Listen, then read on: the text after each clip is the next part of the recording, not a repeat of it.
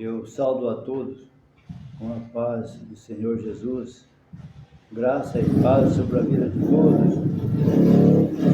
Aqui estamos para mais uma mensagem, para mais uma parte da Palavra de Deus, mais um trecho na caminhada ao céu, rumo à glória, buscando o melhor para nossas vidas.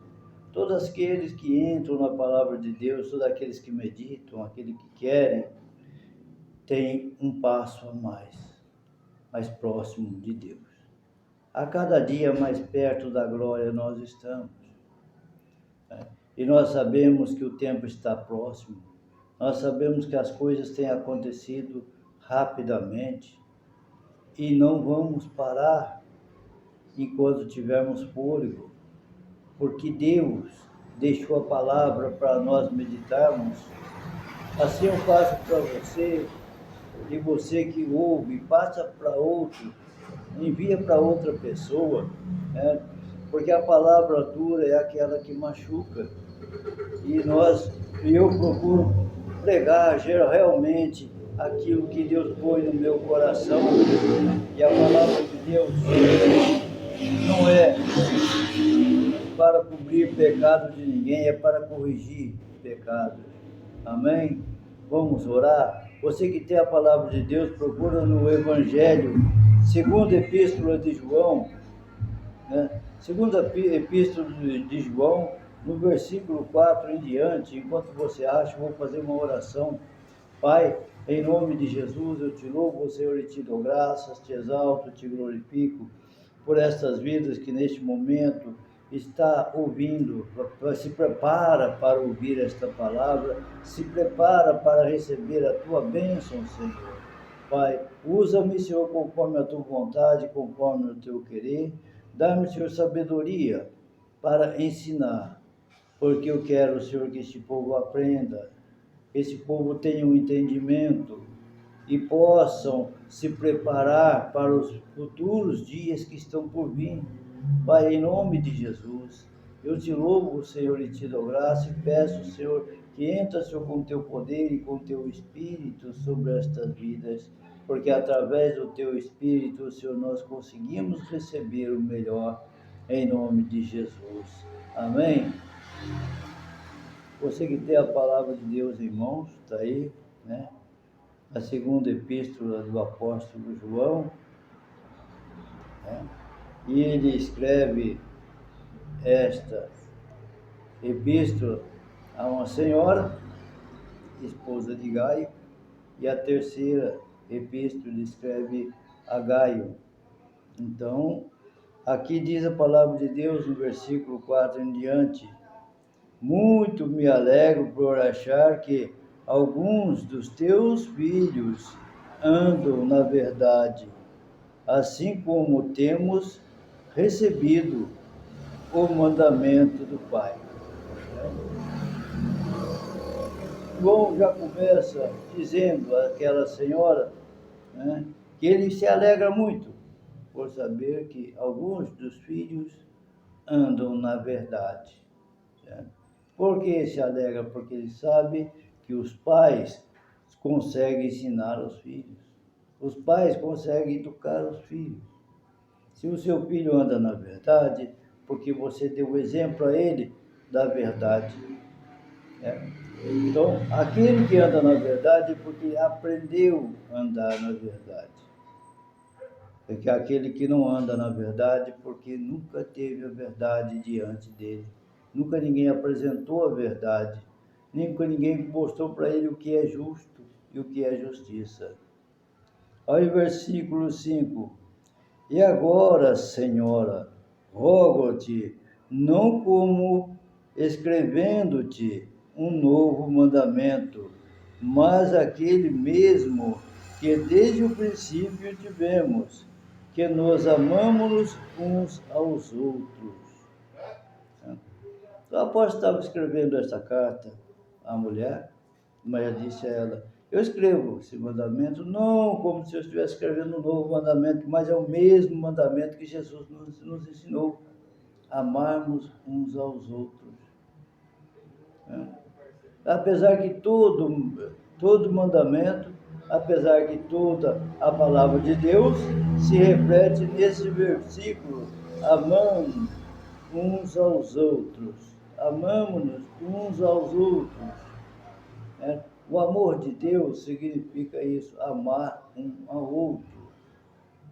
Mas por que Deus pede para que nós amamos uns aos outros? Porque nós somos imagem e semelhança de Deus. O meu inimigo, por mal que ele seja por mim, por mal que ele fala de mim, por mal que ele me critica, mas ele também é imagem e semelhança de Deus, assim como eu. Embora ele não busque a salvação, mas ele não deixa de ser imagem e semelhança de Deus. Mesmo que ele vá para o inferno, ele vai para o inferno à imagem e semelhança de Deus. É a imagem. Deus criou o homem à sua imagem e semelhança. Por isso que ele pede para que nós amamos uns aos outros. Porque nós somos semelhantes. Nós somos semelhantes. Se eu maldizo o meu irmão, estou maldizendo a mim, que ele é semelhança. Eu sou semelhança de Deus, ele também é. Então, estou maldizendo a ele, estou maldizendo a Deus. Porque é a imagem e semelhança de Deus. Eu tenho que agradar, eu tenho que amar o meu próximo, seja ele quem for. Amamo-nos uns aos outros. Olha o versículo 6. E a caridade é esta, que andamos segundo os seus mandamentos. Este é o mandamento como já desde o princípio ouviste, que andeis nele. Então, a verdade é esta, a caridade é esta, que andamos segundo o mandamento. Se você ama o teu próximo, anda segundo o mandamento, que é a caridade, a caridade. O amor é de Deus. A caridade também pertence a Deus, mas ela tem que depender de nós para trabalharmos através da caridade. A caridade pode ser feita por mim, por você e por todos. Isso é caridade. Pois a pessoa, por mais mal que ela seja, ela tem um lado bom. A pessoa, por mais crítica que ela seja, ela tem um lado bom. De qualquer maneira, uma hora ou outra, ela faz caridade. De um jeito ou de outro, ela acaba fazendo uma caridade, acaba ajudando alguém, acaba colaborando com alguém.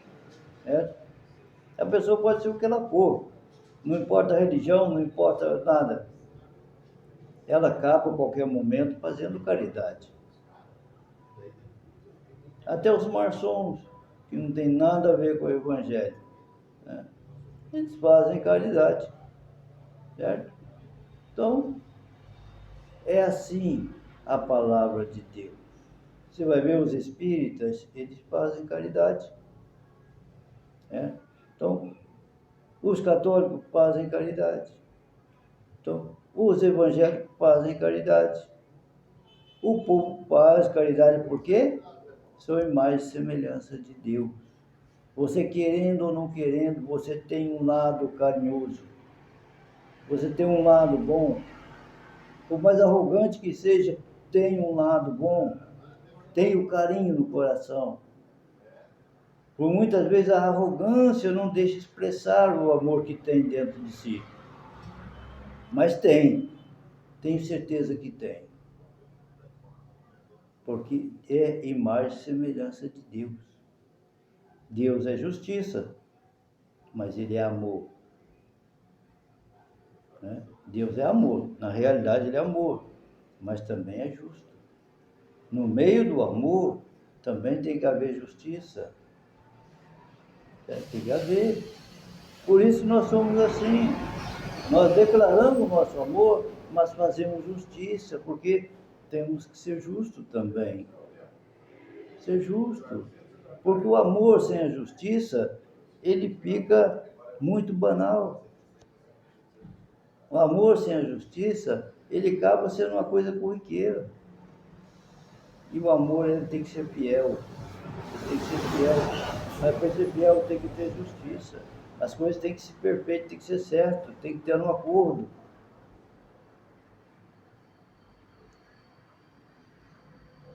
Olha o versículo 7. Porque já muitos enganadores entraram no mundo, os quais não confessam que Jesus Cristo veio em carne. Este tal é o enganador e o anticristo. Muitos enganadores. A palavra de Deus está exortando que é para você prestar atenção. Que você tem que ver, você tem que ser carinhoso, você tem que ser atencioso, né? Por quê? Porque se você prestar atenção, você andar na fé, na caridade, na esperança no Senhor, você não vai cair em ciladas, porque já muitos enganadores entraram no mundo, os quais não confessam que Jesus Cristo veio em carne. Este tal é o enganador e o anticristo. Você pode ver, certo? Porque um pastor, um pregador, um evangelista, seja ele quem for, sempre ele vai estar falando para você que Jesus veio em carne. Jesus era Deus, ele era a palavra de Deus. No princípio era o verbo e o verbo se fez carne, está lá no Evangelho de João. Primeiro versículo do Evangelho de João. No princípio era o verbo e o verbo se fez carne. Então, o verbo é palavra. No princípio era a palavra e a palavra se fez carne e habitou entre nós. Então Jesus, ele veio em carne, ele veio homem nessa terra, ele veio um homem, Jesus Cristo homem. Você pode ter perguntado por que Jesus viria um homem? Porque o homem pecou, o pecado é do homem. No passado, se sacrificava animais, mas o sacrifício de animal não era para perdoar o pecado,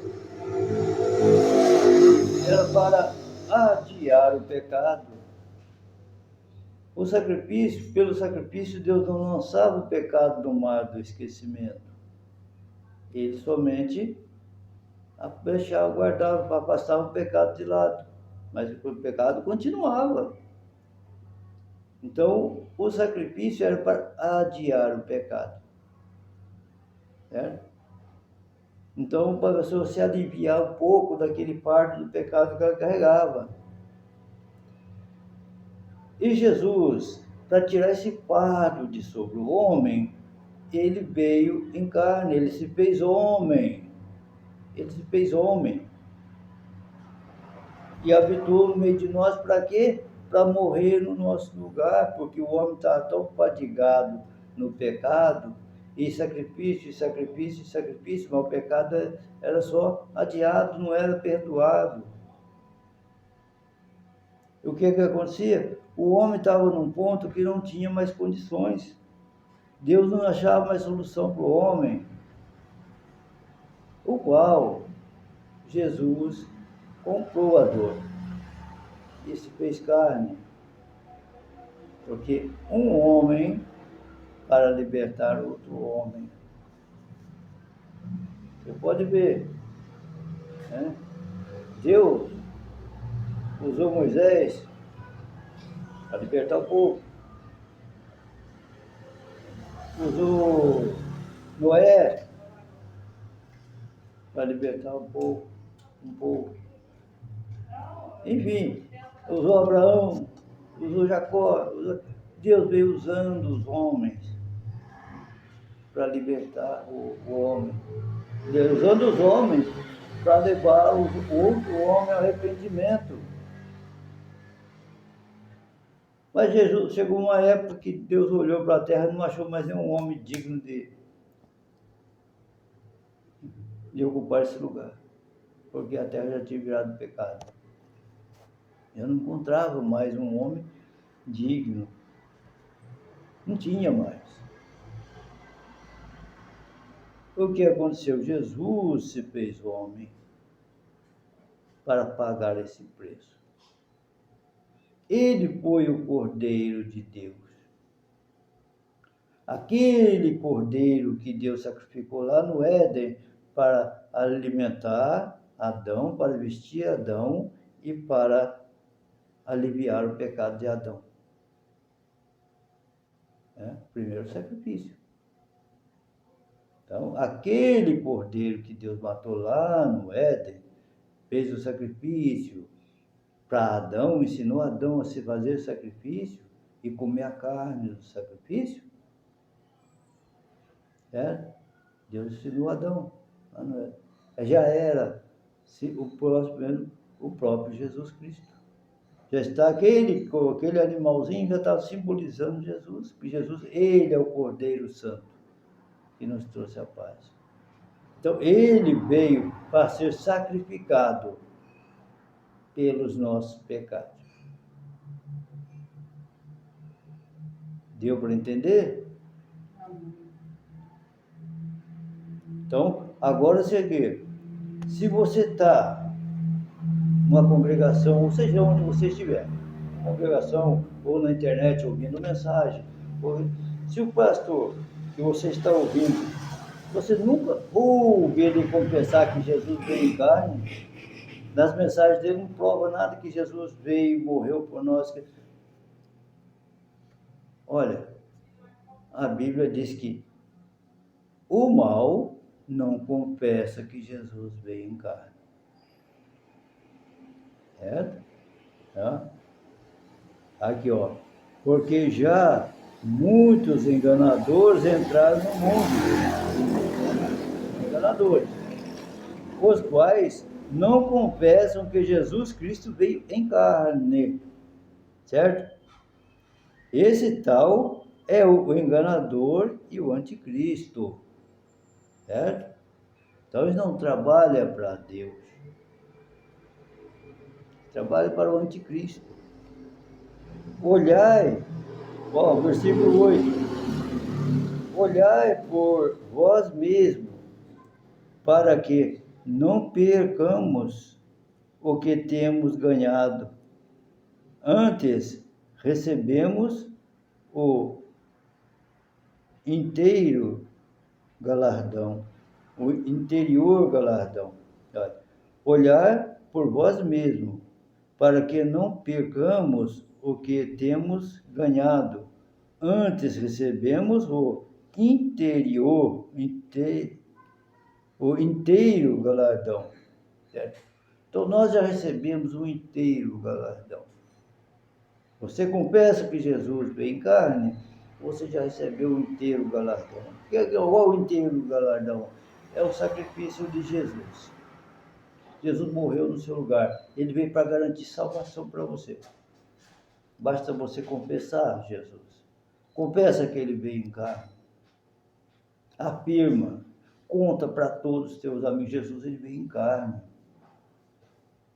Jesus morreu no meu lugar, no seu lugar. É isso que você tem que fazer. Confessar que Jesus veio em carne. Em carne. Ele era Deus, ele era a palavra. Ele é esse livro aqui se chama Jesus Cristo, é a palavra. No princípio era o verbo, era a palavra, e a palavra se fez carne e habitou entre nós.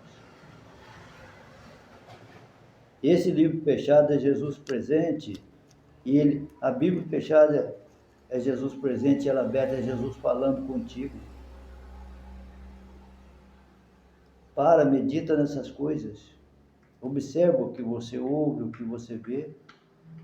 Veja se realmente as palavras das mensagens que você tem ouvido vêm a confessar que Jesus veio em carne. Ele não precisa falar literalmente que Jesus veio em carne, mas as palavras dele têm que levar você a esse sentido, que Jesus veio em carne. Ele morreu no meu lugar. Ele foi chicoteado, foi cortado, foi transpassado teve o seu sangue derramado no seu lugar, no meu lugar. É isso que nós temos que parar para analisar. Não é criar um mundo de religião, criar dentro de você um Deus carrasco, um Deus mau, ou para muitos um Jesus bobo que foi morrer lá na cruz por esse povo ignorante. Tem muitos acham que Jesus foi bobo, foi trouxa, de morrer no lugar do povo. Não, ele não foi.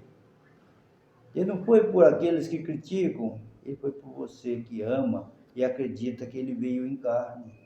É para você que ele veio, é para mim que ele veio, porque eu creio e prego que ele veio em carne.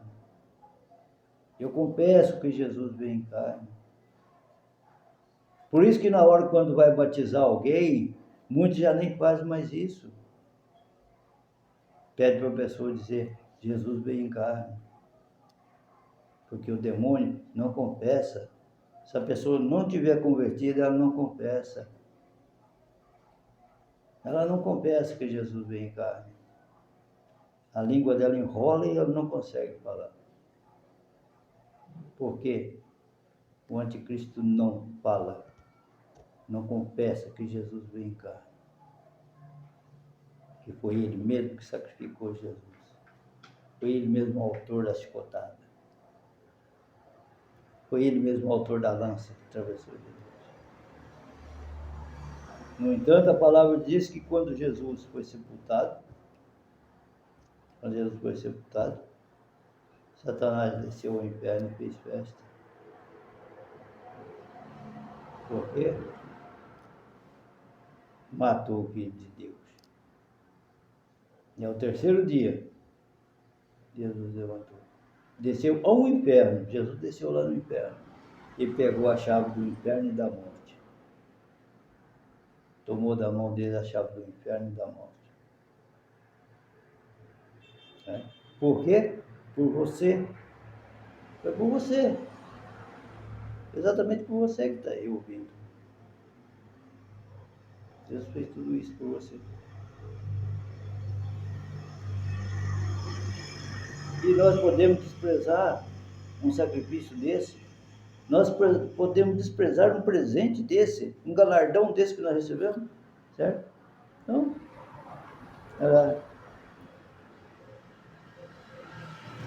Para que não percamos o que temos ganhado.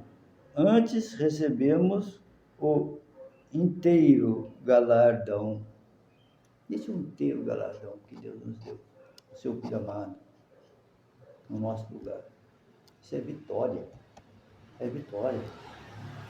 Às vezes nós passamos a vida inteira querendo trabalhar, querendo vitória, e a vitória está na nossa mão. Está tudo nas tuas mãos. Jesus disse assim, eu vou para o Pai, vou preparar lugar para todos aqueles que andam comigo, estejam comigo também. Certo?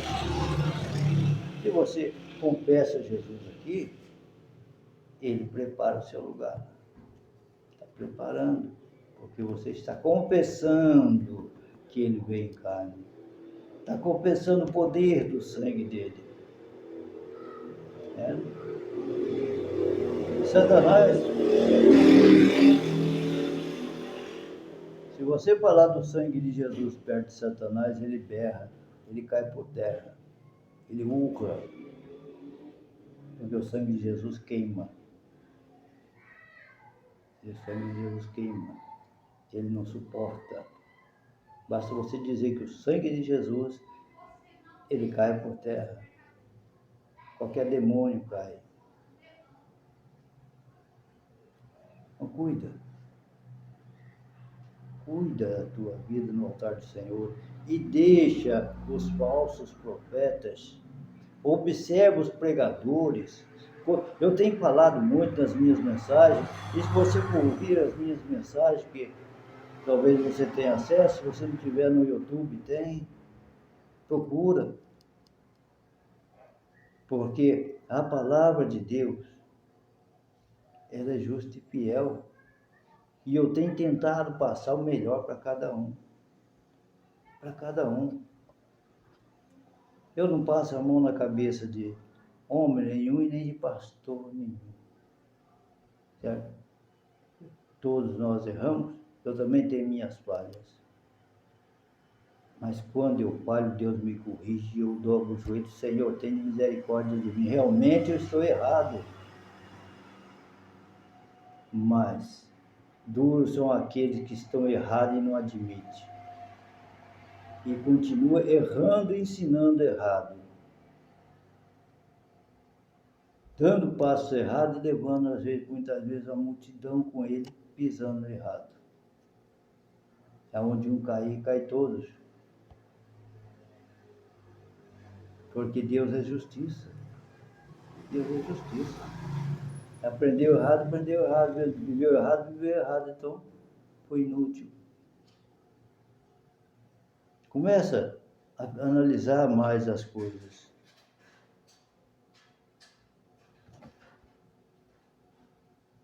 Versículo 9. Todo aquele que prevarica e não persevera na doutrina de Cristo não tem a Deus.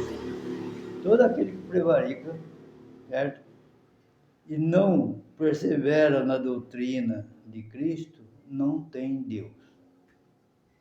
Pode falar de Deus quantas vezes quiser, pode falar de Cristo quantas vezes quiser, mas se ele não permanece, se ele não persevera na palavra de Deus, ele não tem Deus.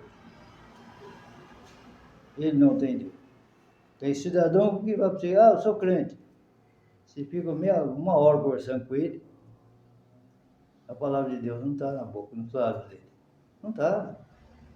Nem um glória a Deus, nem um louvado seja Deus, nem um amém sai da boca dele. Por quê? Ele não persevera na palavra de Deus. Ele não persevera na palavra de Deus. E se ele não persevera na palavra de Deus, ele não tem Deus, está escrito aqui. Agora, continuando. Quem persevera na doutrina de Cristo, esse tem tanto o Pai como o Filho. Aquele que persevera na palavra de Deus, tanto tem Deus como tem Jesus. Tem o Pai e tem o Filho também.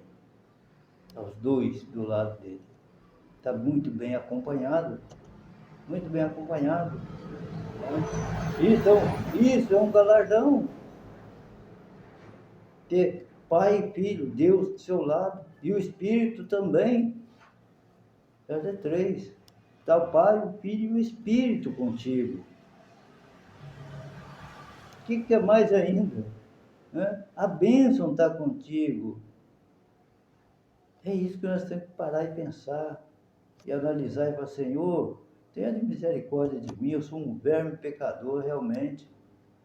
Eu preciso da tua misericórdia, do teu perdão. Eu preciso consertar minha vida a cada dia. E procura pôr sua vida no altar e falar mais de Jesus e deixar as conversas piadas do mundo.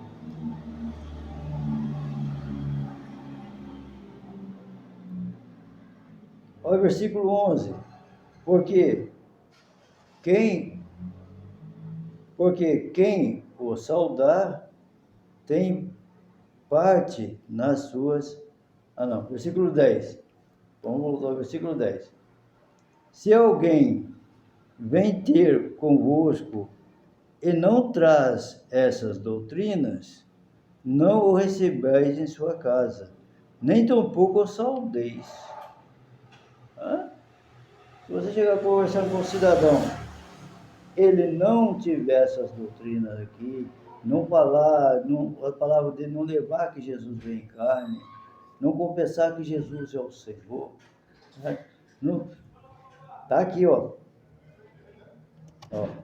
Se alguém vem ter convosco e não traz essas doutrinas, não o recebeis em casa, nem tampouco o saudeis.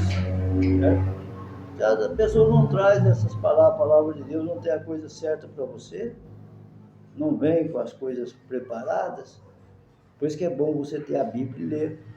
Você está por dentro para você ouvir as mensagens, prestar atenção. Né? Você ouve a mensagem e pega a Bíblia e acompanha.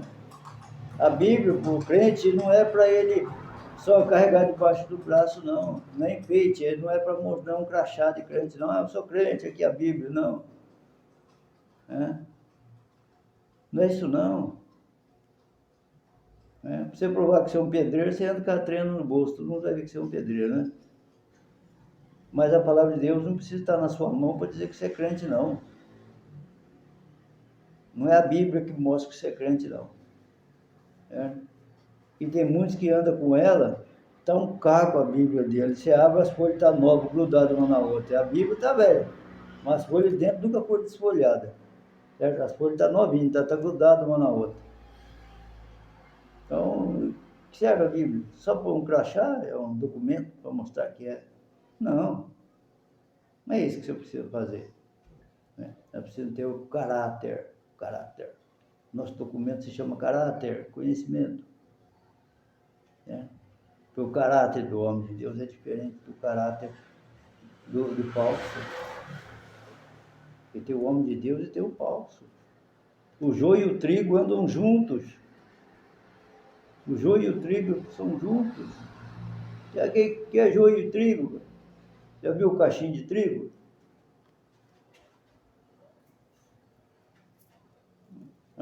Cachinho de trigo. E o joio cresce do ladinho dele. E é igualzinho. É a mesma coisa. Você vê os dois cachinhos, você não separa um do outro. Mas um é joio e o outro é trigo. O trigo dá uma sementinha branquinha, igual um arroz. E o joio dá uma sementinha pretinha. Já pegou o pacote de arroz e achar aquela sementinha miudinha, pretinha no meio? Agora não existe mais, é bem lavado, bem preparado, bem selecionado. Aquela sujeira não veio mais, mas no passado tinha. Você comprava um pacote de arroz, é cheio de sementinha preta no meio. E aquela sementinha preta é o joio. Então, o trigo cresce e o joio cresce junto, mas são iguais. Você olha, você não sabe qual é o trigo, qual é.